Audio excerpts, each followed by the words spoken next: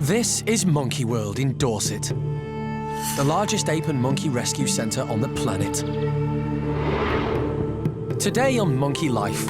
Hey, little man. Woolly monkey Paulo meets his new family for the first time. He's ready to go. He's eating solid food. Look at the size of the belly hanging out there. It's just enormous.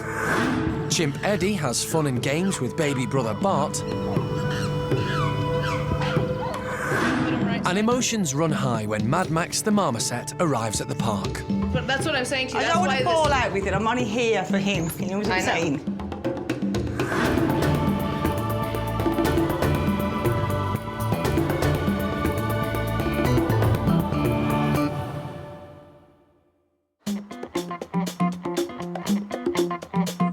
Monkey World is renowned for its work rescuing endangered primates from all over the world, including South America, Asia and Europe.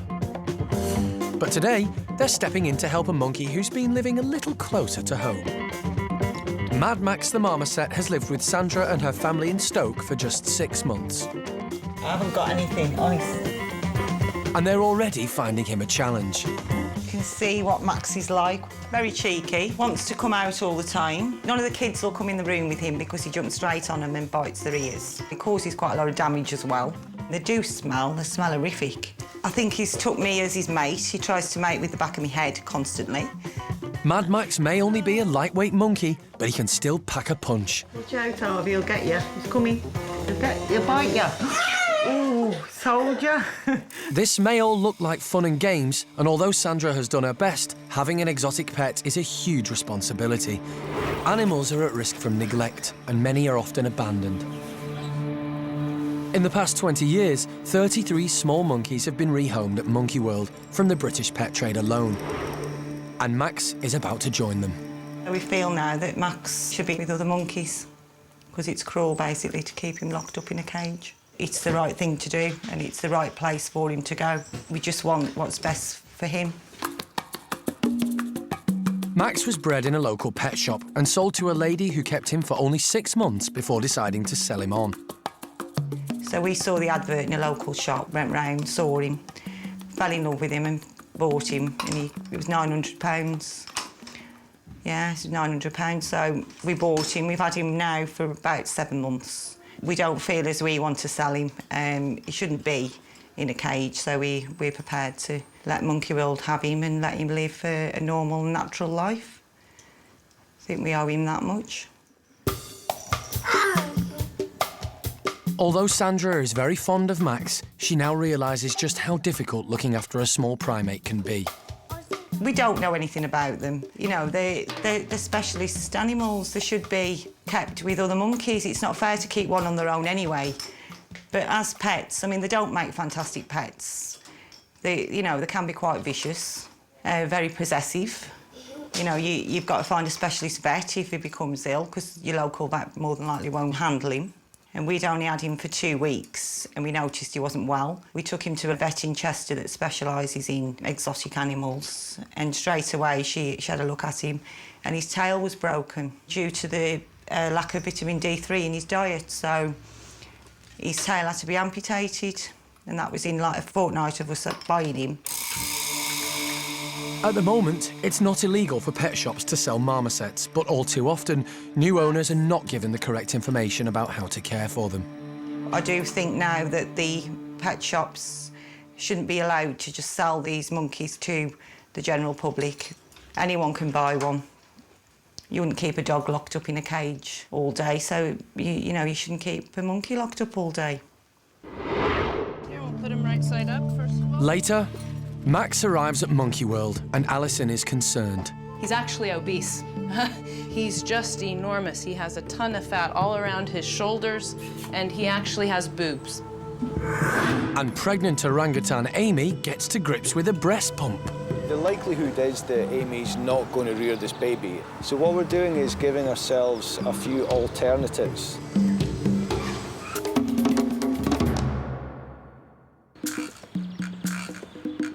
Over in Paddy's chimp troop, 16-month-old baby Bart is being babysat by the rest of the group, whilst Mum Susie takes the morning off. He's loving his newfound freedom and is hitching a ride from anyone that will carry him.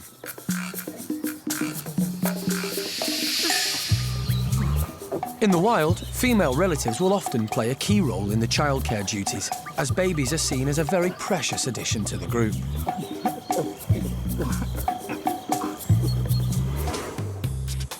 Like human babies, Bart craves attention and contact and loves it when the female chimps mother him. And today, everyone wants a piece of Bart. Even his big sister, Eddi.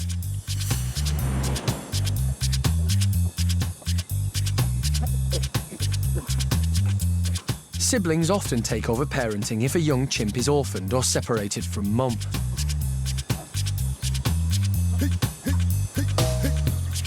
So this is Eddi's chance to show how responsible she can be. But she's a little over-enthusiastic in her approach to rough and tumble. Especially tumble.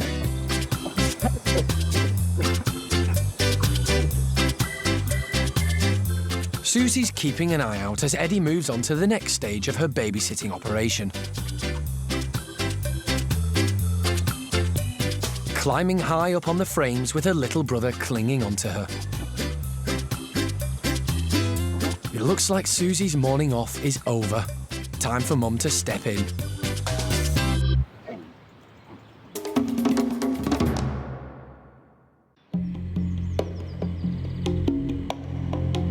Across the park, Mad Max the marmoset has finally arrived on site. Park director Alison and the team are on hand to meet the latest small monkey to come from the British pet trade. So this is Max. Yes, this is Max. Hey, little man. Okay, so he's quite a big lad. He's taken to his new home, the Marmoset house, where Alison can assess his condition. I mean, his general physical condition is not bad. You've you know, done a good job in that sense, and he's quite active and confident as Quite well. happy, So but he you've doesn't clearly know anything else, does Yeah. he? You know, he's happy. He's probably a little bit chubby because I think the kids have been giving him yeah, he is. bits of marshmallows. At first sight, Max may look healthy, but Alison can tell that there are some underlying problems. The owners were concerned about his nutrition, and if anything, they thought he might be sort of underweight and not eating so well. He's actually obese. He's absolutely enormous. He should actually be a similar size to our youngest little Marcel. He's just enormous. He has a ton of fat all around his shoulders, and he actually has boobs. So that's just all excess body weight. The signs tell Alison that one-year-old Max has had a difficult start in life. Within that year, he's been taken away from his mother, shoved in his cage, sold on in a pet shop, not given the appropriate diet, had his bones break, had his tail amputated, moved to another house where the lady couldn't cope with him there, sold on to another owner who then fed him up so much that he's now obese, but at least, you know, they were trying to do the right thing. And now they realize because he's so intensely aggressive with people that he doesn't make a good pet and he needs to be with others of his own kind. Sandra and her family have looked after Max with the best intentions, but it's time for Alison to deliver some home truths. No, that's what I'm saying to you. That's why this. Fall out with it. I'm only here for him. Can you understand? I know, but this is the whole point. What I'm saying about the trade is that the vets most of the time aren't specialists, so that they don't actually know. And whereas you're doing the right thing by him. I brought him here. That's why I'm here, because I I know. don't want anything else to happen to him. Initially, I mean, he wasn't aggressive or anything to start with. Obviously, we realise now why he's aggressive. He wants out, you know. Yeah. He needs to be with others of his own as kind. we can. I know, that's why I Well, called we've you and got said him. I'd work with you on this. Yeah. But what I'm saying to you, you know, it's a fine line. I can sit here and try and placate the previous owners and try and give them all of the reassurance that they did the right thing for Max, and I know they meant to, but this is just, once again, the lady gets upset when I say to her, he hasn't had the appropriate diet. He's overweight. She doesn't like hearing those things, but I'm afraid it is the truth. He's antisocial because you've kept him in solitary confinement. He's obese because he's eaten wrong foods and gets fed sweets by the kids. He got a broken tail that had to be amputated at only a year old because he hasn't been given the appropriate diet. Wrong, wrong, and wrong again, even though these are well-meaning individuals. And this is the whole point about the laws in Britain today. They're not protecting Max or any of the others that are out there. I'll be the first person to admit we're just ignorant to, you know, it's a pet, and you think initially that it's fine, you know, we can look after it, but at the end of the day, we can't. We don't know nothing about them, and it's cruel.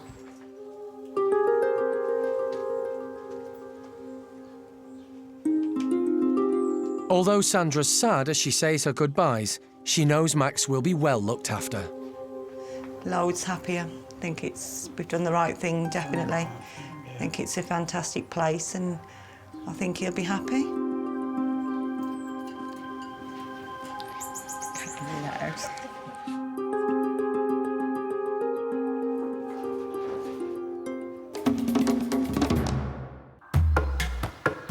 There are two groups of woolly monkeys living at Monkey World, and today, new baby Paulo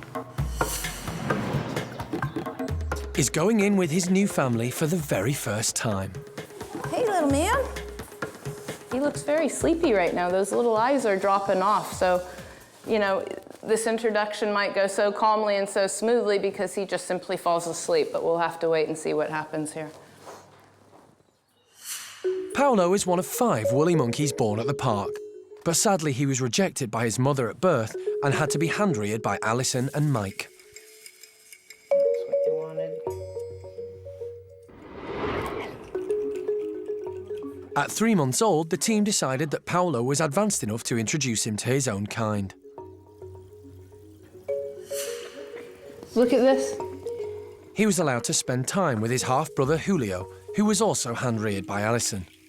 Good boy.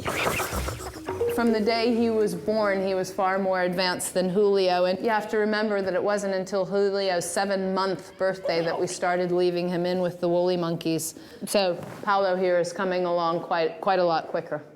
When I spend evenings with Paulo now, I only think that I'm holding him back.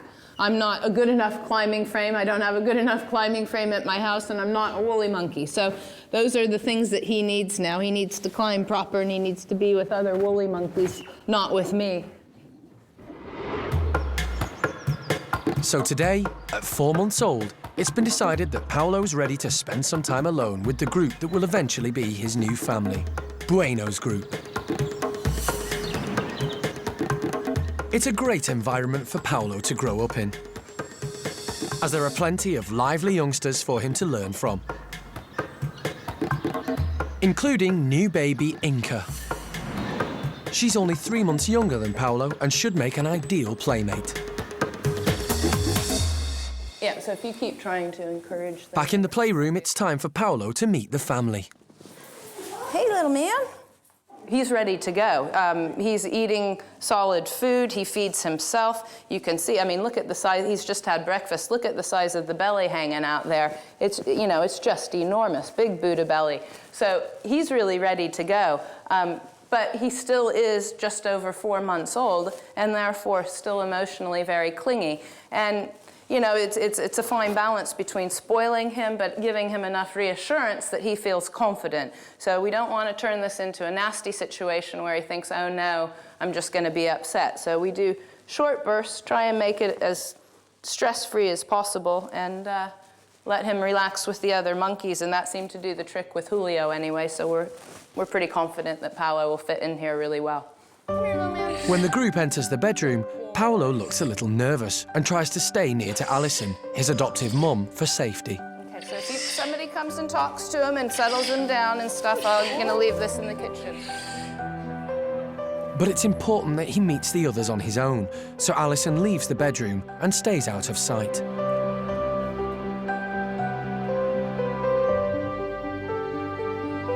Left to his own devices, Paulo finally finds his confidence and begins to explore. Alison hopes that the other woolly monkeys will leave Paulo alone to get used to his surroundings.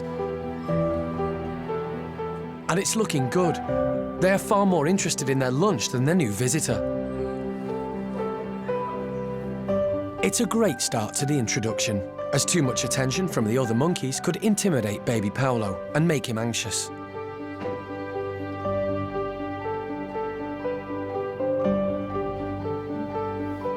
This is a real adventure for the little one, and he seems to be taking it all in his stride. It won't be long before he can move into Bueno's group and live with his fellow woolly monkeys full-time.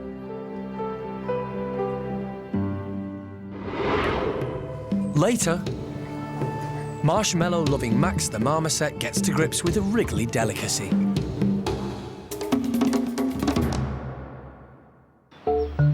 In the orangutan house, pregnant Amy has been learning how to be a good mum. She's had 4 babies in the past, but only Gordon survived, who had to be hand-reared. So, for the past few weeks, primate care staff have been getting Amy used to the idea of both handling and feeding a baby, using a toy monkey and a breast pump. The likelihood is that Amy's not going to rear this baby. Now, it would be brilliant if she proved us all wrong and just picked her up and started suckling it straight away, but that's pretty unlikely. So what we're doing is giving ourselves a few alternatives so that we can either express milk from her with the breast pump, or if she'll allow the baby to suckle, actually have the baby suckle from her through the little door we've cut in the mesh. She's become a lot more patient, more so with the pump than with the puppet baby, but what we're doing now is extending the time that we can keep it stuck on her nipple. In real terms, if the baby was having to suckle from her, it would need to stay on the nipple for quite a while. Same deal if we're actually using the breast pump to express milk from her, we need to be there for a while to express enough milk to make a bottle full or whatever. So we're gradually building up the time that she'll stay in the one position, and she's being pretty good with it. But like any pregnant mother, all this preparation and planning takes its toll, and Amy could do with a reliable birthing partner to help out. And that's where her old pal Jeremy steps in.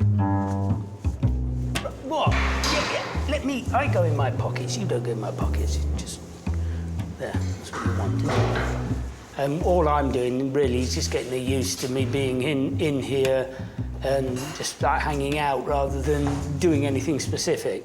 Actually, one thing she does like, and of course you don't want to spend all your time just feeding her, one thing she does like is neck and back massages. So this is something that, are you ready? This is something that isn't going to make her fat, but it is at getting the contact, which might help. But if you do this for long enough, she can go quite silly and beanie. She goes like a beanie doll on me. But Amy has an ulterior motive for letting Jeremy get close to her. But I've got no more. There's nothing else. Oh, actually, there is. Look what I just found in my pocket. A little Amy treat. That is the last one. Amy loves her food, and now that she's eating for 2, she's allowed to be greedy. Amy doesn't need an excuse to eat more. Amy's just an eating factory. It's what Amy's do, they just eat. You okay, Poppet? Is that enough? Can I go now? I'm going. Jeremy will continue to spend time with Amy over the coming weeks. Is that all right with you? So that when she finally gives birth, he can be there if she needs him.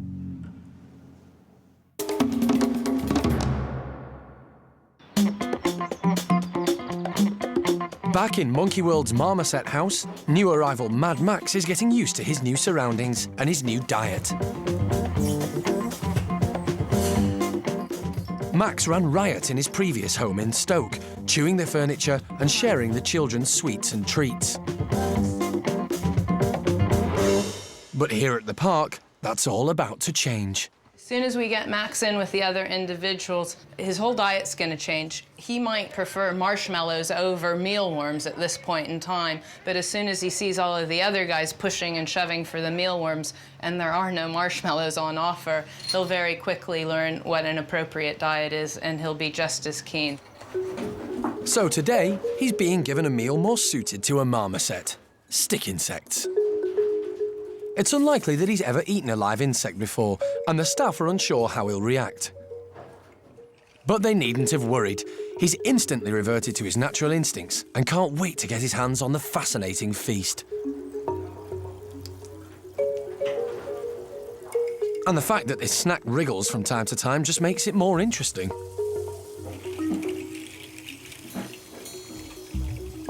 If all goes well, Max will eventually join the other bachelor group of marmosets currently living at Monkey World. Outside, the marmosets are also being given stick insect snacks. These guys are old pros when it comes to foraging for food.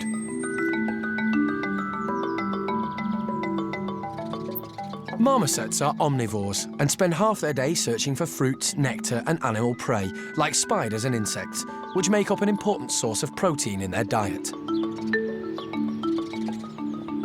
They also have excellent eyesight, which makes them good at detecting camouflage prey amongst the trees.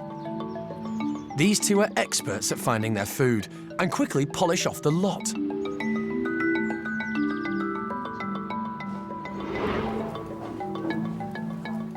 But soon they'll have competition. Max seems to have quickly got the hang of insect eating and should fit right in when he joins them in the enclosure.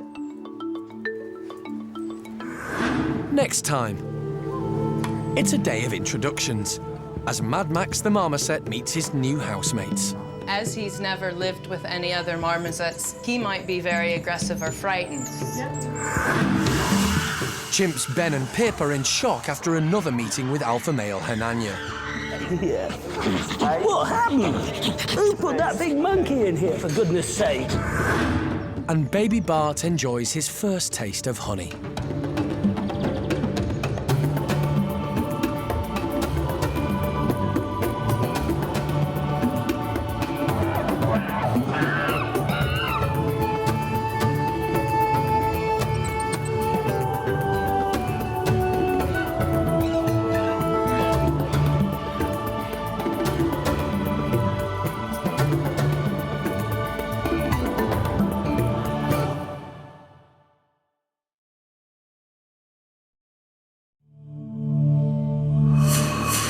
This is Monkey World in Dorset, the largest ape and monkey rescue centre on the planet. Today on Monkey Life, it's a day of introductions as Mad Max the Marmoset meets his new housemates. As he's never lived with any other marmosets, he might be very aggressive or frightened. Chimps Ben and Pip are in shock after another meeting with alpha male Hananya. What happened? Who put that big monkey in here, for goodness sake? And baby Bart enjoys his first taste of honey.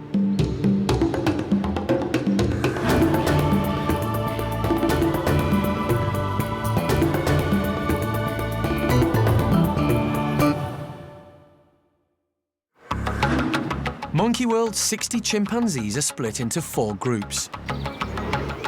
In an effort to encourage all the chimps to get along, a lot of careful planning goes into deciding where each of them lives.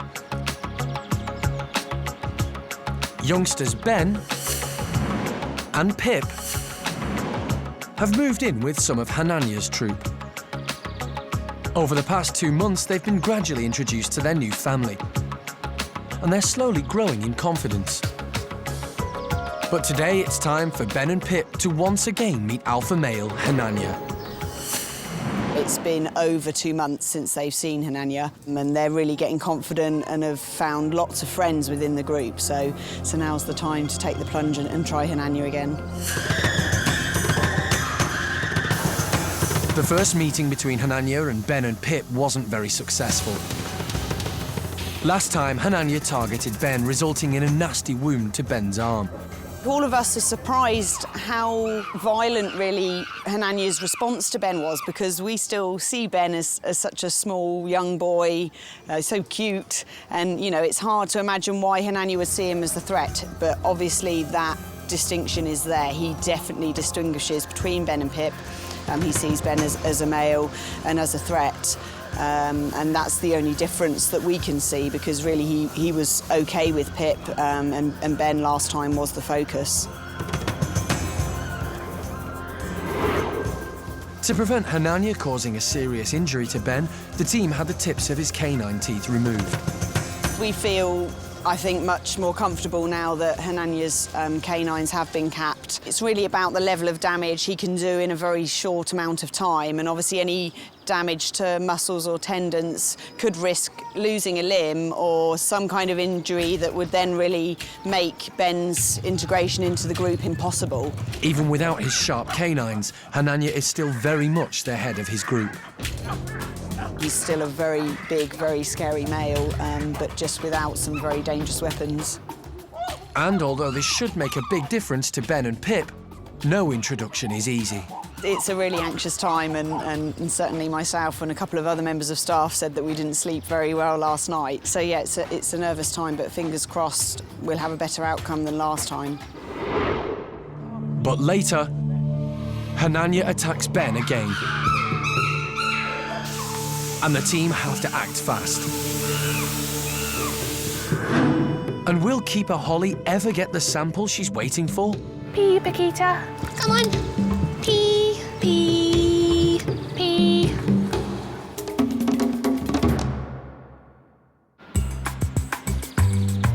Next door to Hananya's in the marmoset house, another introduction is about to begin. 1-year-old Mad Max is meeting his new housemates for the very first time. Mad Max used to live with a family in Stoke, where he ran riot all over the furniture and even attacked the children. He'll bite you. Now rehomed at Monkey World, the team are keen for Max to begin meeting his new family. It's hard to predict how the others will react to Max and how Max will react to them. As he's never lived with any other marmosets since the time he was forcibly orphaned from his mother, he might be very aggressive or frightened. You know, he's going to be antisocial, but you can see right now, he's dead keen, and they know as soon as they hear the other whistles of the marmosets, they're instantly drawn to it. We just have to hope that he's young enough, because he is only a year old, that he'll want to be with them. He won't be overly territorial or aggressive. And waiting to meet Max is 2-year-old Marcel. A year ago, he was rescued from the British pet trade and was quickly integrated into the existing group. At a year old, they took on Marcel and bundled him up and loved him to bits because he looked like a baby. He had all of the right sort of facial features and he was tiny. And Max should look more like that. Although Max is younger than Marcel, he's nearly twice his size, and this might cause a problem when they meet. I'm hoping that they don't perceive him as an adult and therefore a potential threat to the group. I'm hoping they still look at him and see a cute little guy who's ready to play. The team have given Max some time to adjust to his new surroundings, and now keeper Toby can open the slide and allow Max through to meet Marcel.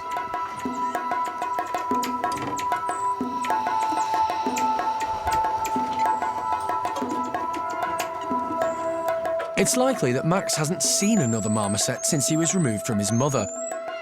But so far, the introduction's going well. Initially, it seemed quite positive. They sort of met each other and sort of sniffed each other a bit.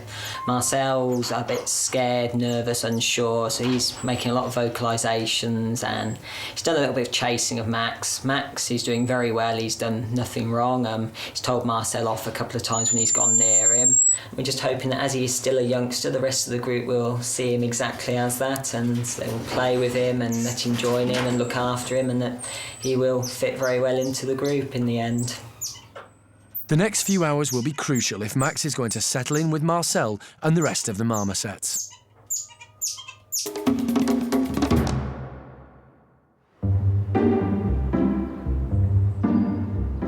In Paddy's group, there's some strange chimp action going on. The adults are licking the trees.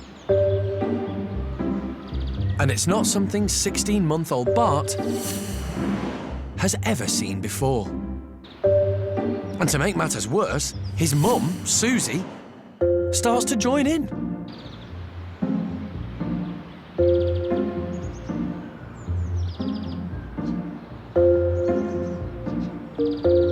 But the truth is that the chimps are enjoying a very special treat. The keepers smeared the trees with honey this morning. And as soon as the group realised, they started licking everything in sight. In the wild, when fruit is scarce, honey becomes an important part of a chimp's diet. But it comes with a sting in the tail, bees, and plenty of them. Luckily, chimps are smart and will often choose honey from the hives of bees that don't sting.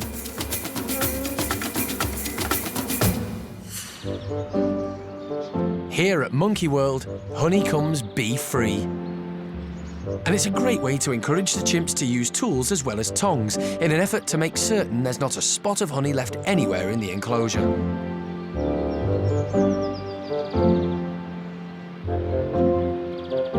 Baby Bart's still clinging to Mum, watching. Babies learn what to eat from others in the troop. In this case, it's clear that tree licking comes highly recommended. So maybe it's time for Bart to find out what all the fuss is about.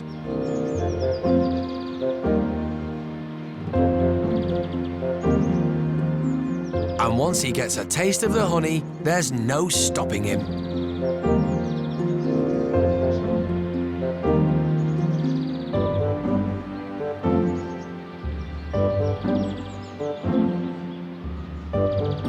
The flash of white fur on his bottom means that Susie can always keep an eye on his whereabouts.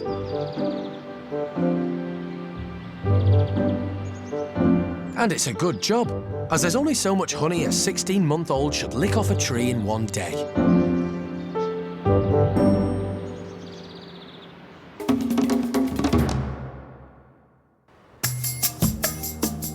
Back at Hananya's house, Hananya is in one room, Ben and Pip are in the other. It's a tense moment as the team prepares for them to meet again. So let's let him in. What do you reckon? Let him in first. Give him a minute. Yeah, give him a bit, and then we'll let these guys through. Okay? Yeah. Hananya is a large, powerful male who can be aggressive. But for Ben to live in this group, Hananya has to accept him. Ben and Pip are calm. They have no idea what's about to happen. Right, let's go. I think he's going to come steaming in here, so I'll stick with Ben. I think he is going to come steaming. Yeah. I think he's on his way. Good, because he's going to get bored soon, and when he gets bored, that becomes bad again. Hananya targets Ben immediately.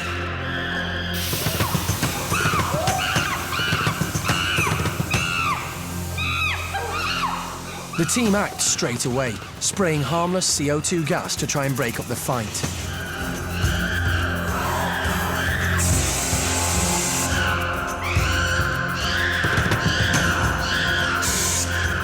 But it doesn't work.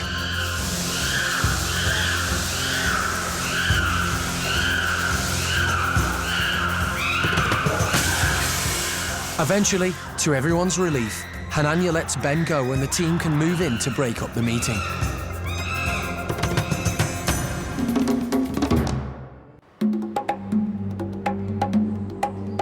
At Monkey World in Hananya's chimp house, the meeting between alpha male Hananya and youngsters Ben and Pip hasn't gone well.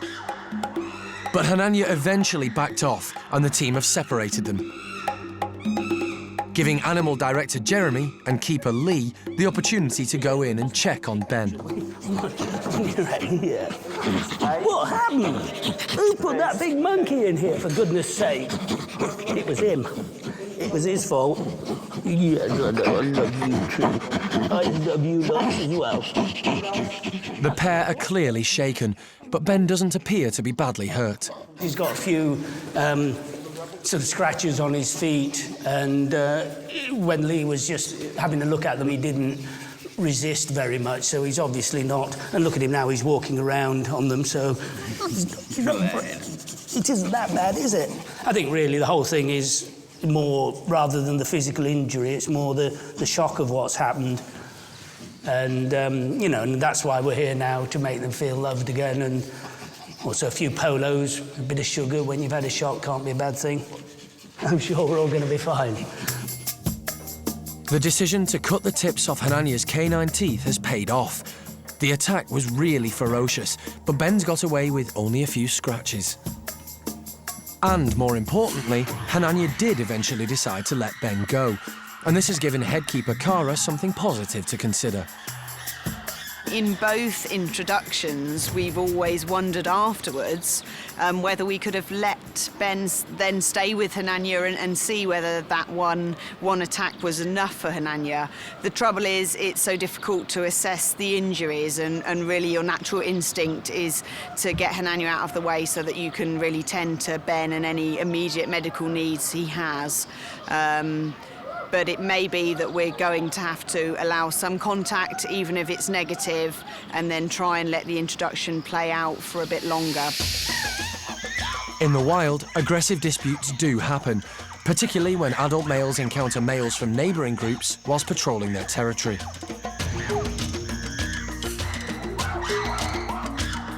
So Hananya's response towards Ben is a natural one. And if youngsters Ben and Pip are to stay together, then persisting with these introductions is the only option. But the team will need to think seriously about what to do next. We're not going to give up yet, because we still believe that this is the best place for Ben, this is the best group for Ben, and that if Hananya can learn to tolerate Ben's presence and see him as a lower-ranking male, who he has absolute authority over, we've still got something there, but we need to take stock and see where we go from here. Later, have things gone any better in the marmoset house as new boy Mad Max meets Marcel?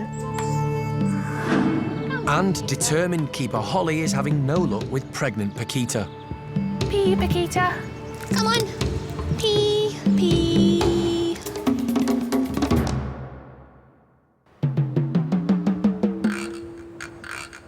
With Ben and Pip recovering and the boss inside, the rest of Hananya's troop are having fun.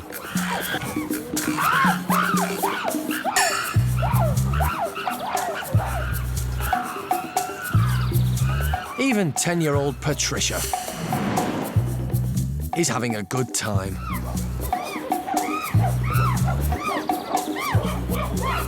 She's always been a nervous chimp who doesn't normally join in with the others' play sessions. But recently, things have changed. And today she seems much more relaxed.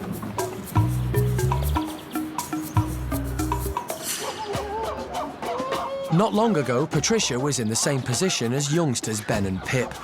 Her introduction to Hananya didn't get off to a good start either. Before arriving at the park, she lived alone as a pet and had never seen another chimp, let alone a large male like Hananya. She was intimidated by his size. And he made her nervous.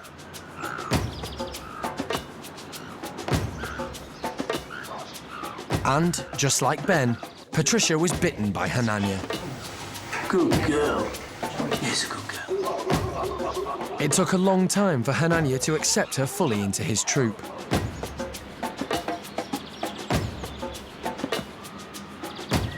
And now he's even showing her his tender side.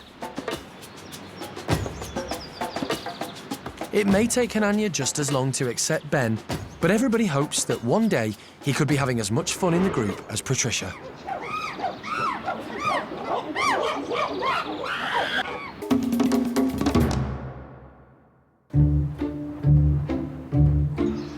Down at the woolly monkey enclosure, keeper Holly is trying to get pregnant Piquita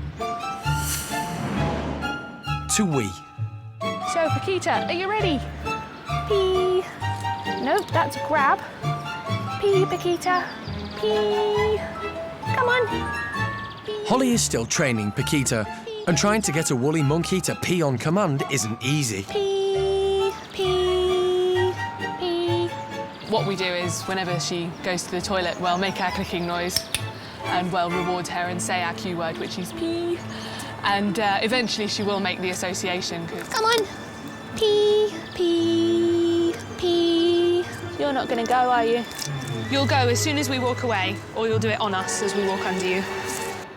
Woolly monkeys can suffer from high blood pressure problems during pregnancy, which can lead to miscarriage. So every day, Holly tries to check everything's okay by taking a urine sample. When woolly monkeys are pregnant, we can test their urine to see if we can find protein in it. And if we find protein, it means that their blood pressure's increased, it's affecting their kidneys. So every day we try and get a urine sample from Piquita, and it's not an easy business. It's not the first time the park have tried getting a sample from a primate.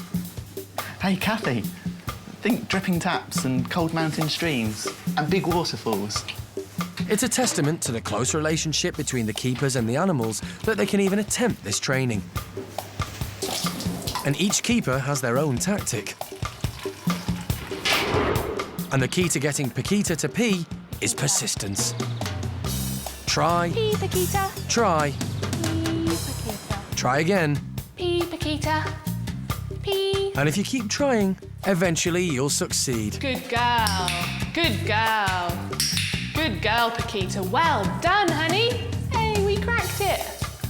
What a good girl. Check us out. Our cup is overflowing. With the pee in the pot, the next stage is to test it to see if everything's okay.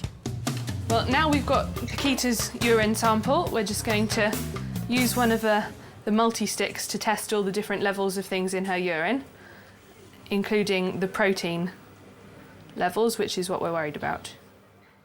This test is exactly the same as a pregnant human would use, and 60 seconds later, all is revealed. According to the test strip, the square we needed to look at for protein is exactly the right colour for it to mean it's negative, which was exactly what we were hoping for.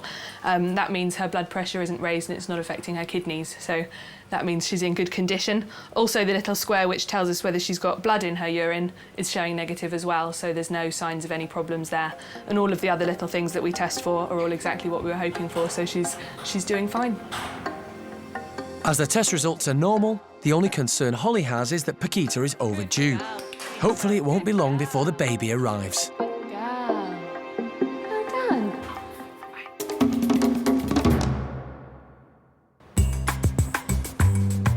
Back at the marmoset house, it's been 2 hours since newcomer Max was introduced to Marcel.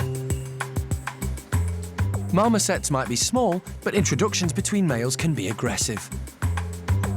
Although these two don't seem at all bothered by each other. The initial introduction of Max and Marcel has gone very well so far.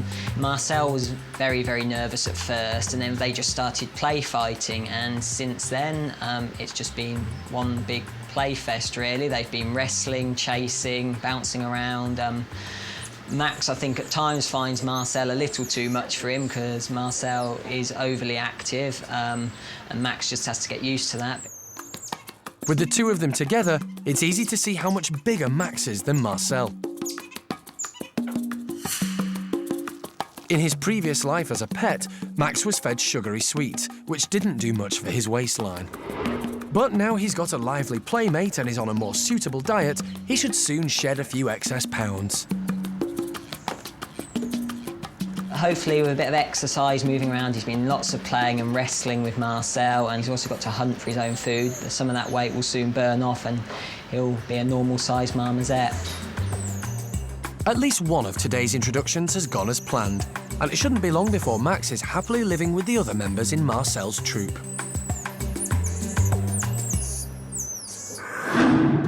Good girl. Next time, pregnant Pakita looks fit to burst. And Pakita's kept us guessing, and she's currently 1 week later than we thought she'd be, and she's huge. We're hoping that she'll give birth any day now. Capuchin Sean is keen to prove that nobody can groom like he can. And life hangs in the balance for ruffed lemur Blue. She's still breathing? I don't think so. Can you stop the ijsvloeiing?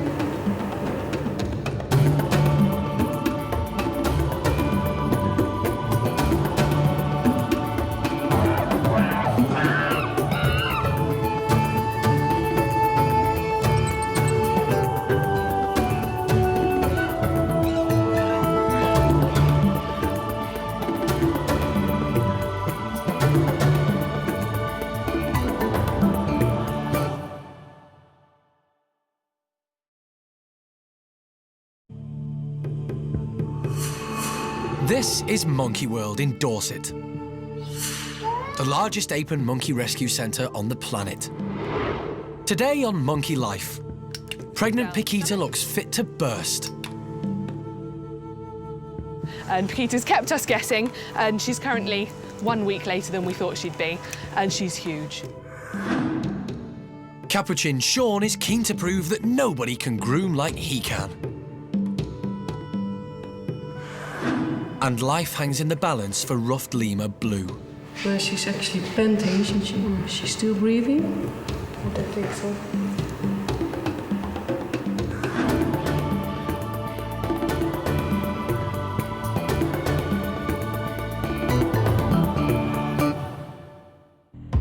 Monkey World is home to over 250 apes and monkeys, large and small. And tucked away in a corner of the park is the Malagasy enclosure. It's home to some of the smaller primates, 14 ringtail lemurs and one hybrid ruffed lemur called Blue. This morning, keeper Toby has isolated Blue from the rest of the group, as he needs to check up on her.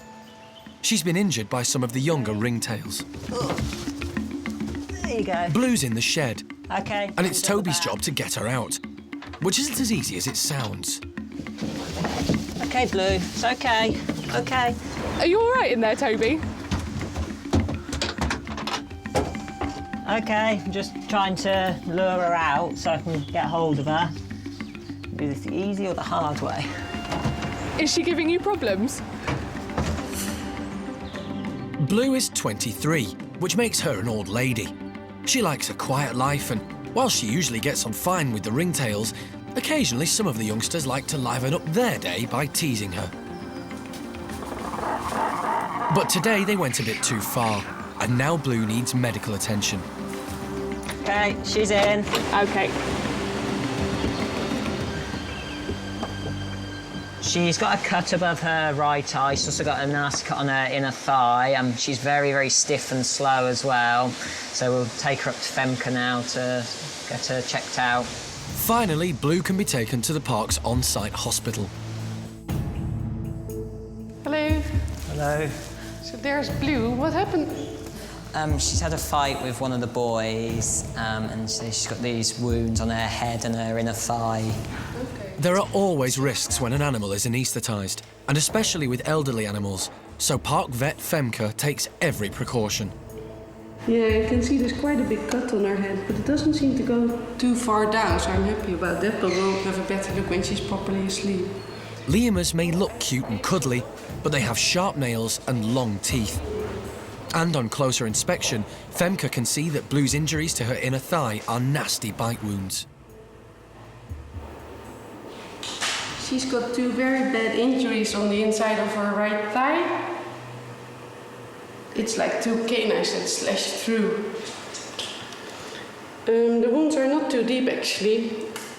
I mean, the muscle is showing, but it hasn't been lacerated, so I'm happy about that. But before Femke can even start to fix Blue's injuries, something goes seriously wrong. Is she still breathing? I don't think so. Okay, switch off the isoflurane.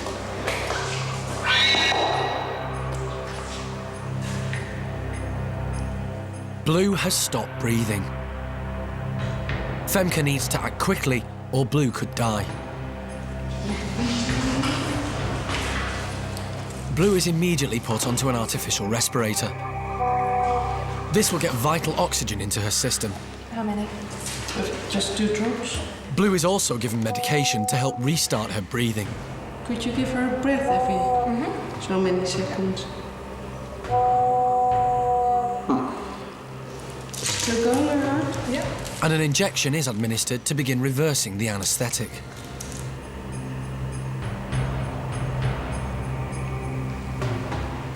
The color's still fine. Blue is stabilised, but still not breathing on her own. Blue, it's time to start breathing again. Come on, Blue. The team can only wait and hope.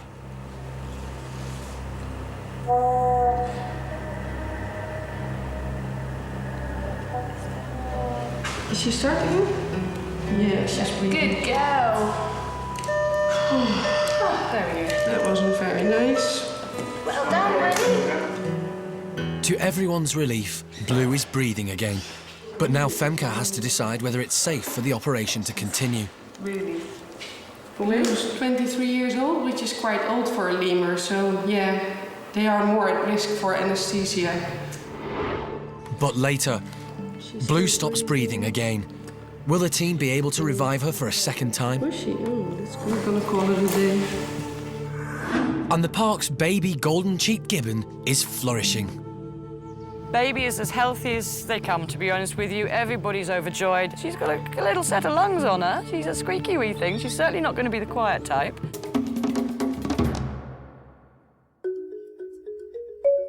Another group of small monkeys living at the park are the Capuchins, and each of them seems to have a different and distinctive hairstyle. And there has to be somebody to keep those hairstyles up to scratch. Luckily, the male Capuchins have 9-year-old Sean, who just can't seem to stop grooming. It's usually the monkey being groomed that gets the most enjoyment. But Sean seems to be at his happiest when he's indulging others.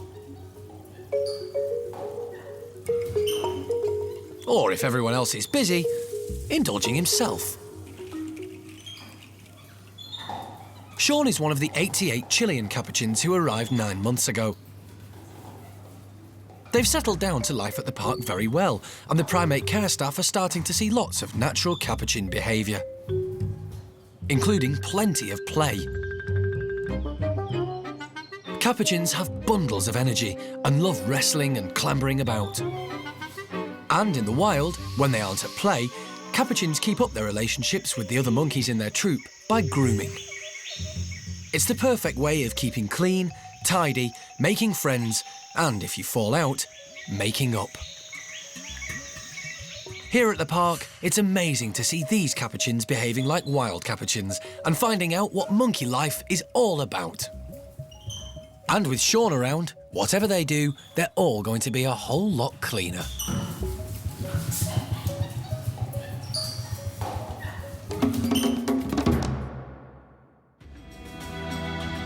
Back in the park's hospital, the team are still working on Blue, the injured lemur. Thankfully, she's now breathing by herself.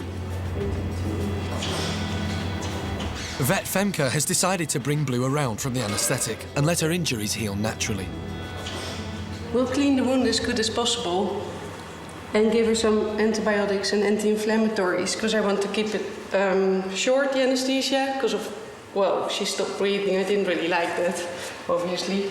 But she seems to be fine again.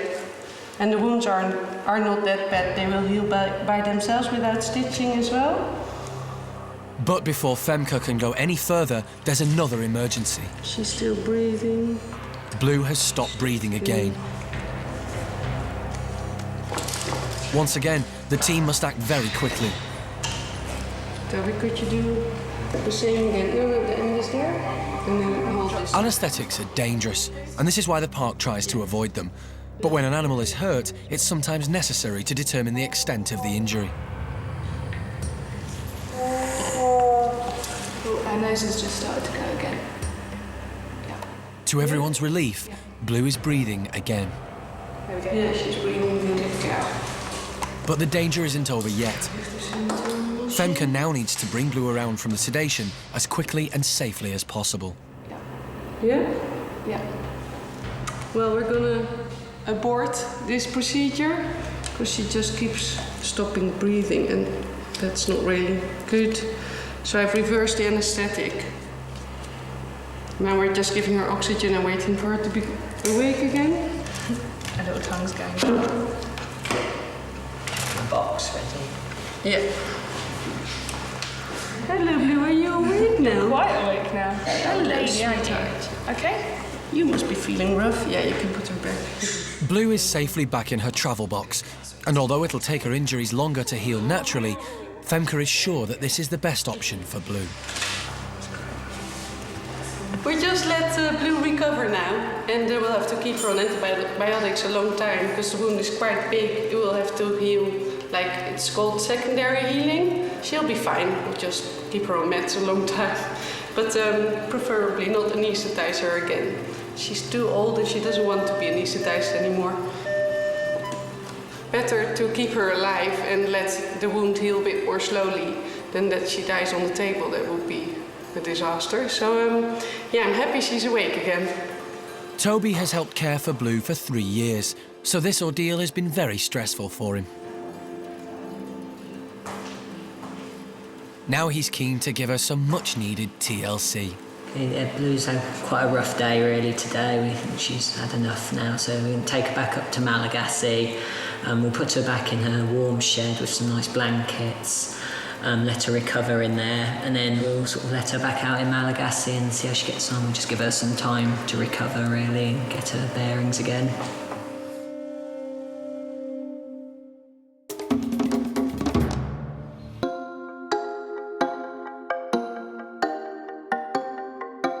At Monkey World with the woolly monkeys, new mum-to-be Pakita Good girl. There we go. looks fit to burst. Good girl. She's huge. And unfortunately, because the weather's so hot, she's very uncomfortable and she walks around extremely slowly and very, very grumpily. And we're hoping that she'll give birth any day now because, frankly, we just need her to cheer up. A woolly monkey's pregnancy is around 7 months long. It's a clicker, you can't... But for Pakita, this milestone has come and gone. Belly, look how big it is. The team aren't sure if she's overdue or if they've got her due date wrong. The problem we have is that we can only predict when they're going to give birth by if we see them mating. And we've only seen Pakita being mated 3 times, so they're the only dates we have to work out her due date from. But obviously, we've worked it out wrong, and Pakita's kept us guessing, and she's currently 1 week later than we thought she'd be. So far, 8-year-old Pakita has had a very healthy pregnancy, so the team aren't that concerned.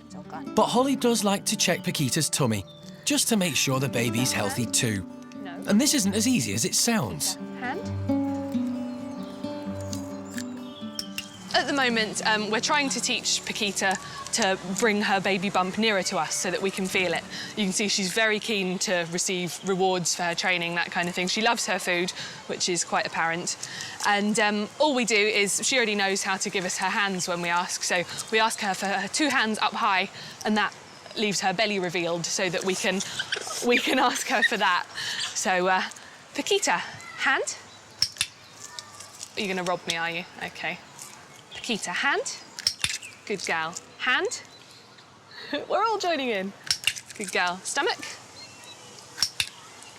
Good gal. And this sort of gets her familiar with us touching her stomach, and even now I can feel that on the left-hand side of her stomach there's a big lump, which is, it's a fair bet it's the head of the baby. The baby moves all the time, so some days when we examine her, we can feel all what we assume are elbows and knees, lots of little knobbly bits, and then later on in the day, we'll examine her and there'll be a very big lump, which we can presume is either a head or a pelvis. And then one day when we were examining her, we actually felt the baby move past our hands, so we're all quite confident that it's OK.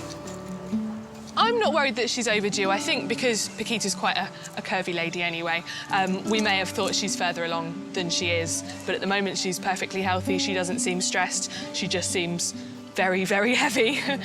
So, for Pakita's sake, everybody hopes that she gives birth soon. There we go. Good girl. Later, the baby golden cheek gibbon finally gets a name.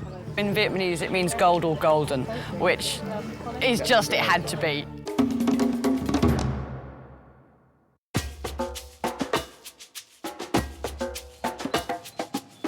Across the park in Hananya's chimp group, newcomers Ben and Pip are outside exploring their enclosure. They're growing in confidence, but prefer sticking close together. A few days ago, Ben and Pip met alpha male Hananya for the 2nd time.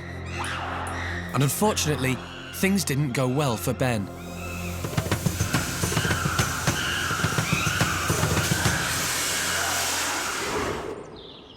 Because of this, the team have split the group. And today, it's the turn of Ben and Pip's troop to go outside and enjoy the sunshine. And it seems everyone is interested in the youngsters. Arthur is very fond of Ben, and his grooming is going to be a very important part of Ben's integration. These grooming sessions can last for hours. But Ben and Pip aren't yet confident enough to stay still for that long. Next up, it's Simon. He's in the mood for some fun. Simon's a very playful chimp, and he really wants Ben and Pip to join in. But Ben's not convinced. Although he gets on with Simon, the 14-year-old is very exuberant, and Ben's not yet self-assured enough to completely relax around him and the rest of the boys. But it's a different story when it comes to the girls. Ben is totally happy and relaxed in their company. This is a good sign for the team, because although an alpha male governs the group, it's really the females who rule the roost and keep the peace. So Ben's friendship with the girls could really stand him in good stead when it comes to the next meeting with alpha male Hananya. Or make Hananya jealous.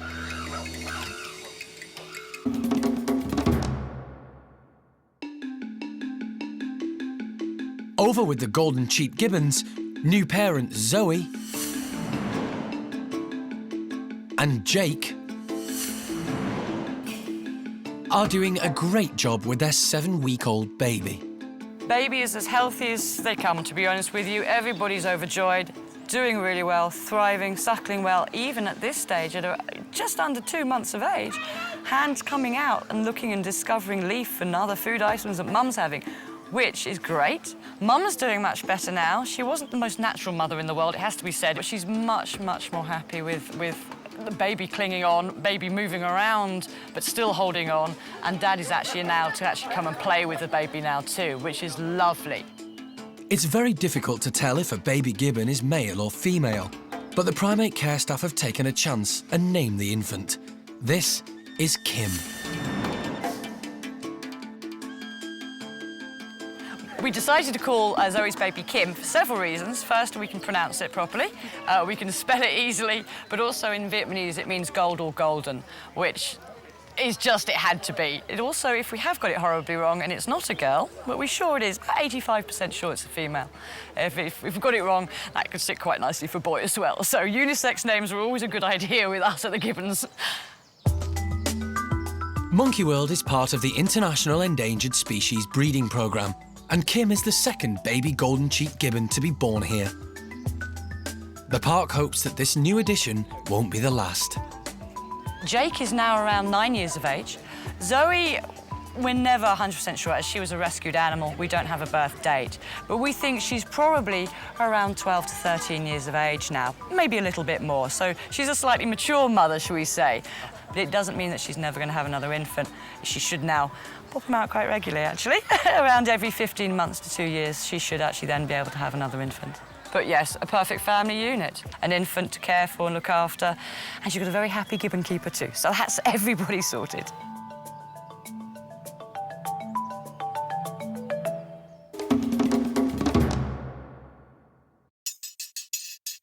Over at the Malagasy enclosure, ruffed lemur Blue is recovering well from her earlier ordeal. She needed medical attention following a fight with the ringtails. But before Blue could be patched up, she reacted badly to the anaesthetic and stopped breathing on the operating table. To avoid the risk of this happening again, Femke decided to bring Blue around from the sedation and let her wounds heal naturally. Come on, Blue. Toby's kept a close eye on Blue, and now he needs to give her medication. She's amazed us, really. If you didn't know, you probably wouldn't be able to tell that she had sort of injuries on her legs. She's moving around freely in the trees. She's already sort of seen the ringtails off from out of her enclosure and sort of just generally acting like Blue up here, really.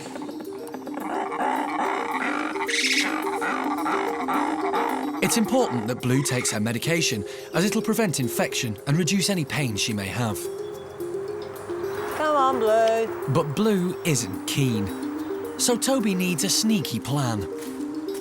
Lemurs in the past have been fairly fussy when it comes to their medication. Whether it's to do with their strong sense of smell, they seem to be able to sniff it out and spit the food out just when you think they're about to eat it. So we have to be quite sort of cunning with what we hide their medicine in. This is the painkiller. It's in tablet form, so we have to crush it up and then hide it in a substance so that she will hopefully eat it.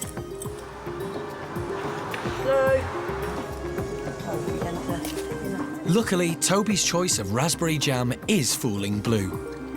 Yeah. No, she's taken that really, really well. It's gone any better. We just hope that she keeps her taste for jam, really. Toby will continue to give Blue medication on a daily basis for 3 weeks, and hopefully she'll soon make a full recovery.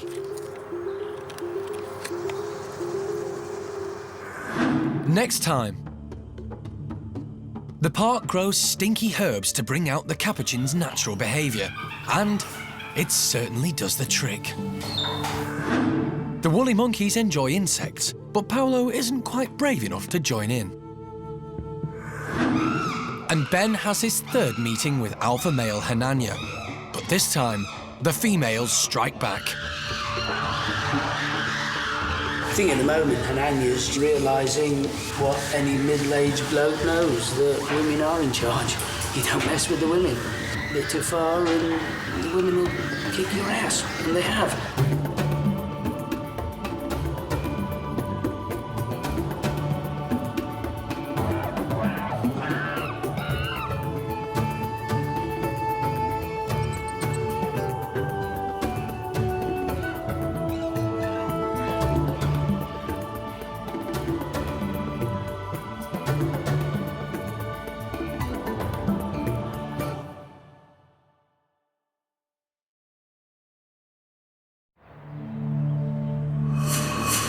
This is Monkey World in Dorset, the largest ape and monkey rescue centre on the planet. Today on Monkey Life, there's some strange behaviour down at the Capuchin enclosure. If you put an intelligent animal into a small, barren environment, you go a wee bit stir-crazy. Baby woolly monkey Paulo is tempted outside by some delicious grubs. And the team have a radical plan for the third meeting between youngster Ben and alpha male Hananya. What do you feel about just not interfering for 1 minute? We'll try. I mean, But will they hold their nerve when Hananya attacks?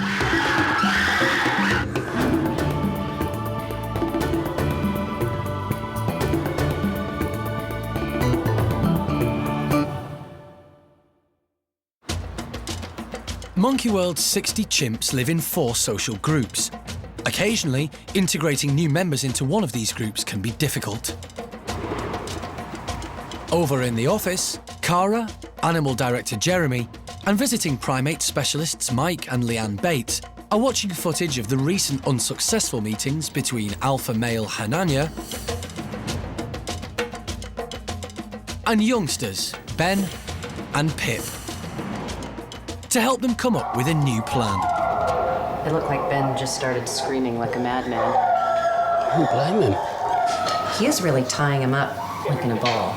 You know, he's like grabbing him and holding him down and thumping, and it's not kind of just like a big slap and walk away. He's... The first time Hananya met Ben, he attacked and seriously wounded the young chimp. I told you about playing with the big boys before. Yes, I did. I told you about playing with big boys like that. But the team were determined not to give up. They blunted the tips of Hananya's lethal canine teeth and introduced Ben and Pip to the group's high-ranking females in the hope that they would protect the youngsters from the alpha male.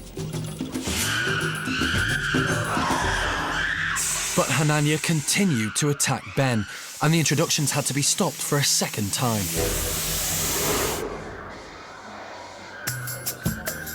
Today, the team are planning a third meeting.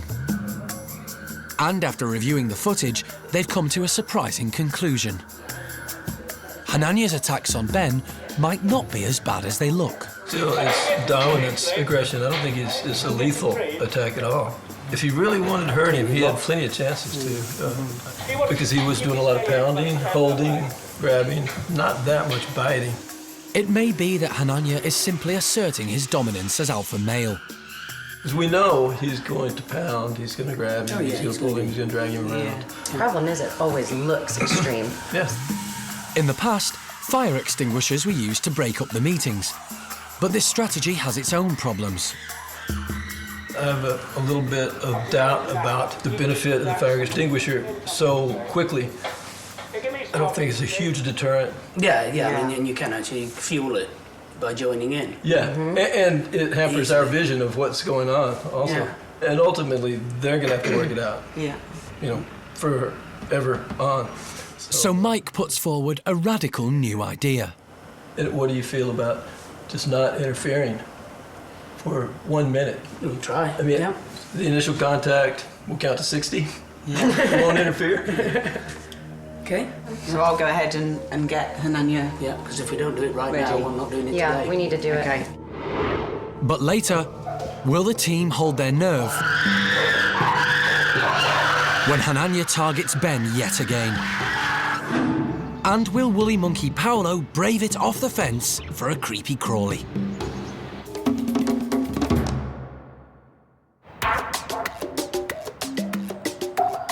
Across the park at the female Capuchin house, the monkeys are in a spin. And park director Alison has come to see what's happening. Hello, Jill. Good morning. Where's Terry gone? This strange head-turning and twisting is a result of their years spent living in small cages in a lab in Chile. Before Monkey World rescued them, many of these Capuchins had lived in solitary confinement for up to 20 years. If you put an intelligent animal into a small, barren environment, you go a wee bit stir-crazy. So, running in a circle, I mean, they turn in a space this big. Gosh, that's the space of the cage. You see funny head-twisting thing, and that was because in the lab, when they walked to the edge of their box that's only this big, what do? Well, you have to turn around and go back the other way. So you get these really pronounced, extreme arching and head-flicking behaviors. It may look alarming, but here at the park, there's a very simple way that care staff can help the Capuchins shed these strange behaviors. By encouraging them to do more natural activities, all of those abnormal behaviors will just fall by the wayside because the Capuchin monkeys know in their minds and in their hearts by instinct what they need to be doing, and that's living with others of their own kind and leading natural Capuchin lives.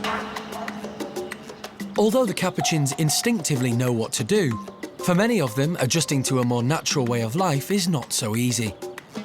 Their enclosures have been carefully designed to help them adapt.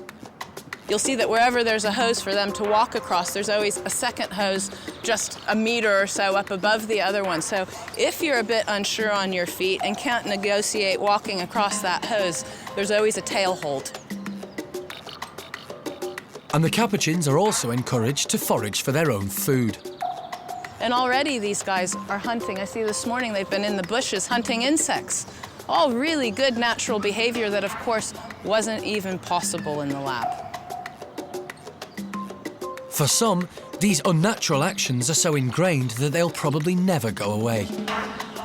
But now even these individuals are happy grooming, catching insects and climbing. And the team have other ideas to encourage even more natural behaviour.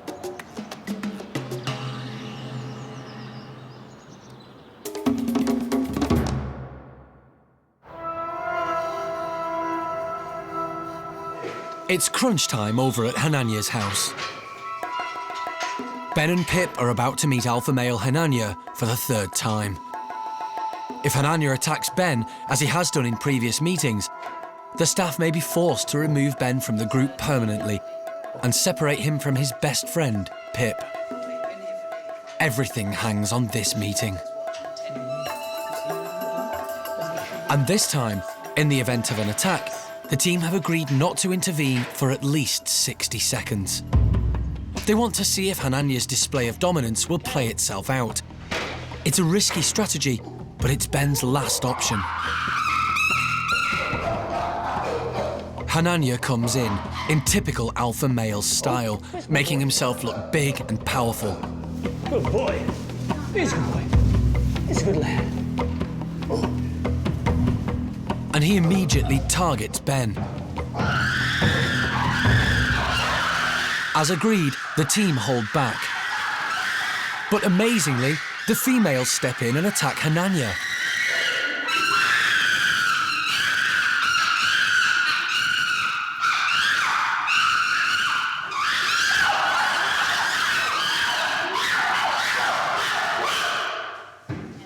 was better. Very good. Nobody's ever defended like that. This contact lasted 56 seconds, just below the 60-second cut-off point. It seems that the team's new strategy is working, and the females are also doing their job of protecting Ben. Good girl. Was that Pip hanging on his leg? That's never happened before. No, that was kind of a neat thing to see. Good girl. Well done. Show him. Hananya has never been challenged before, and the experience has left him confused. And Ben is sensibly staying as far away from him as possible. I don't think I've seen a young male as calm as what Ben is when confronted with a big male. So actually, that's obviously going to help a lot. Ben is a very, very, very together little boy. And when you think about what he's been confronted with and what he's gone through, again, that's helped no end, the fact that he hasn't fallen apart.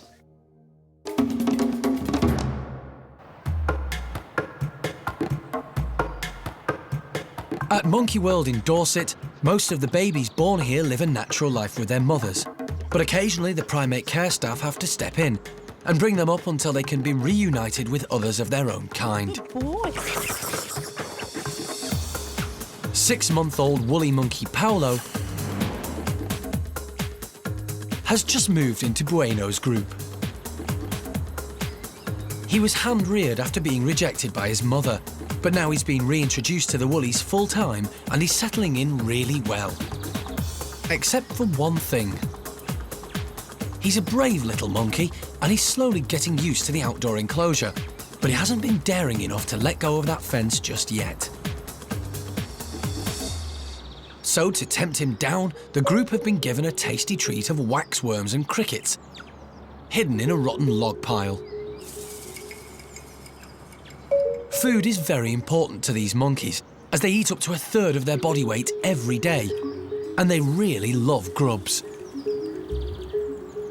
And Paulo's tempted, clinging onto the fence with just one hand while the rest of the troop get in there and start picking off the bugs. Just to add insult to injury, the other youngster in the group, 4-month-old Inca, has hitched a ride on her mum's back straight to the creepy crawlies.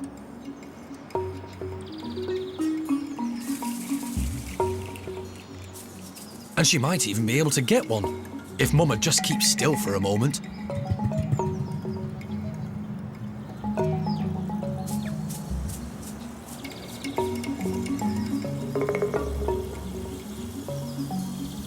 Finally, Paulo's courage deserts him.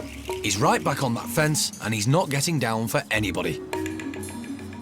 To make sure he doesn't miss out, Keeper Emma gives him his share of delicious, crunchy waxworms. And once he gets a taste of them, it won't be long before he's off the fence and finding some for himself. Later, the Capuchin boys are in a frenzy over some smelly onions. And the chimp girls hit back when Hananya targets Ben once again. He may well think twice before he does that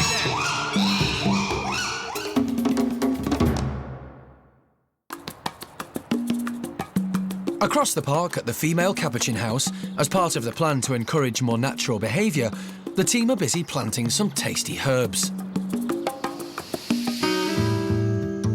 In the wild, Capuchins rub strong-smelling leaves and fruits into their fur to act as insect repellent, and it's a great social activity too.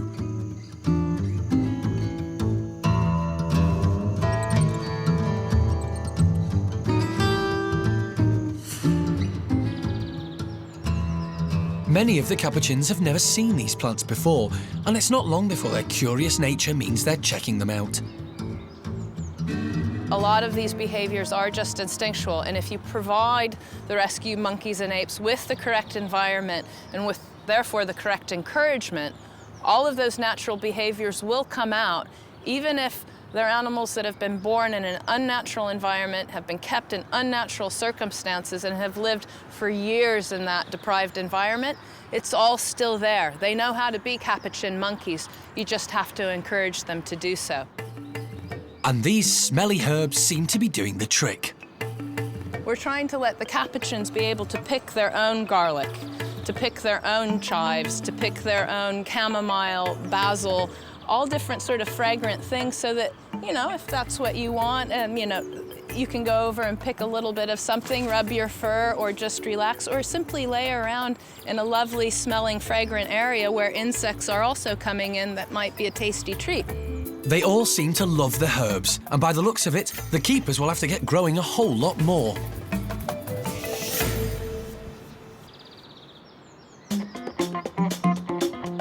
Over at the lodge, and it's the males' turn to get their own strong-smelling plants.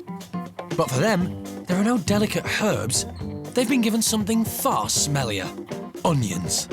These boys love onions. Actually, they don't just love onions, they drive them completely crazy. But the tricky bit is getting the skins off first. However, they've come up with a clever solution.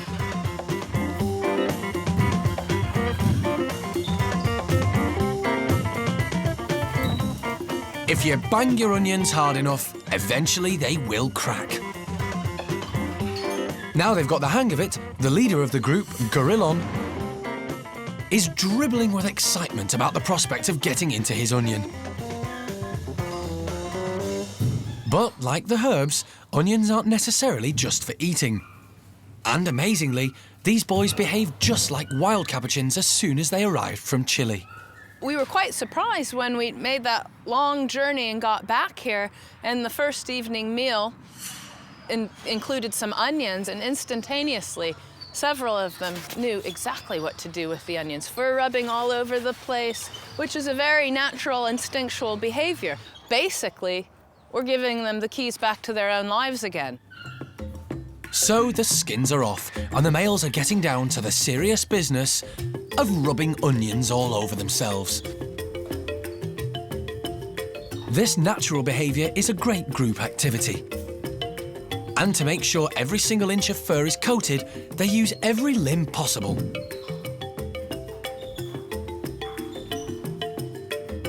Encouraging these instinctive behaviours should help prevent them falling back into their old habits of head twisting and pacing from their days in the lab. So, even if their enclosure ends up smelling terribly of odour onion, if this helps them get over their experience as lab animals and to live a more normal life, it will be worth it.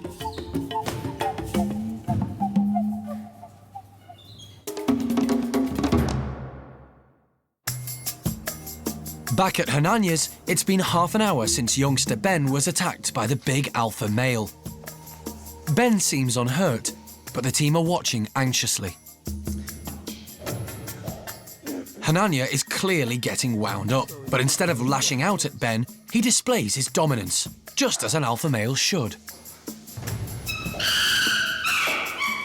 Well, it looks like it's dissipating to more of displays than actual contact. Just a reminder. And does he think he's made his point? That's Yep. Well, he may have to make his point a couple more times, but I think that just showed that he's not trying to kill him. He's just making his point, which, you know, you gotta do. But Hananya's getting more and more agitated, and finally, he vents his frustration and makes a beeline for Ben.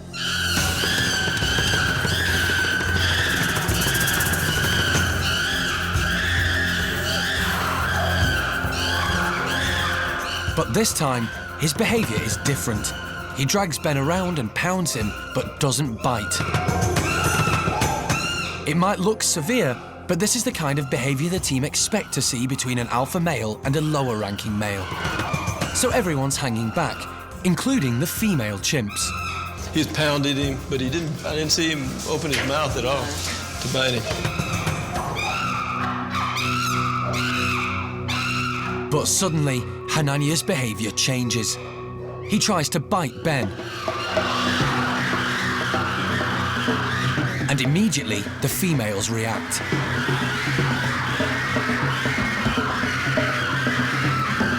They're making it very clear to Hananya that they won't allow him to hurt Ben.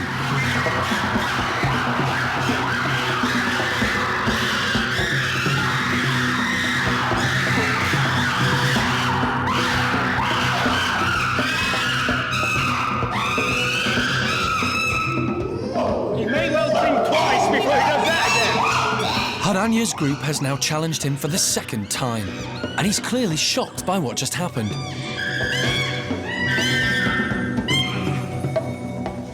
The Ben Defence Committee is alive and well. That was amazing. And you know, again, they were really staying back until it looked like he wanted to go after more intense after Ben. Yeah. I tell you what, as soon as he went to bite him, that's what it that like was to me. That was They the trigger. jumped That was in. the trigger.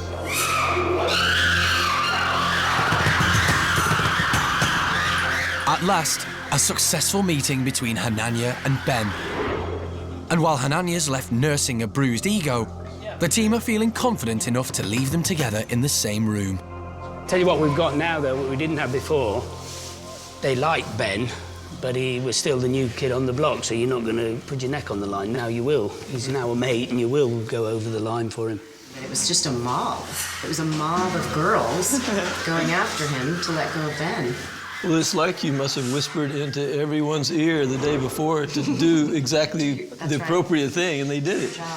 It was, I mean, I couldn't imagine a better scenario working out than what happened. Ben is still wary, but Hananya seems to be taking a while to recover.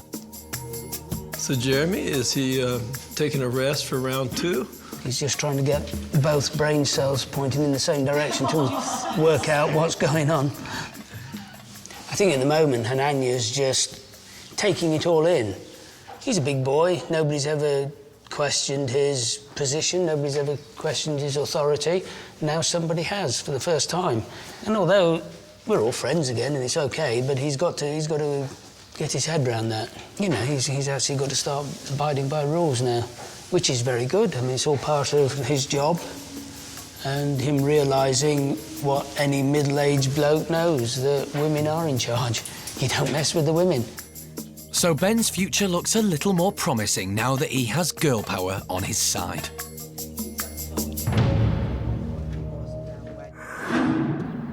Next time, there's been a scuffle with the female Capuchins, and Tia has a nasty bite wound. She's got a severe wound on her back. It's one of the worst we've had so far in the Capuchins. Orang-utan Amy is heavily pregnant and very grumpy with it. And it's time for Alison to say goodbye to Paulo, the baby woolly monkey she hand-reared. I think this is it. I think it's time for Paulo to graduate. He's now a fully functioning member of the woolly monkey group, and our task here is done.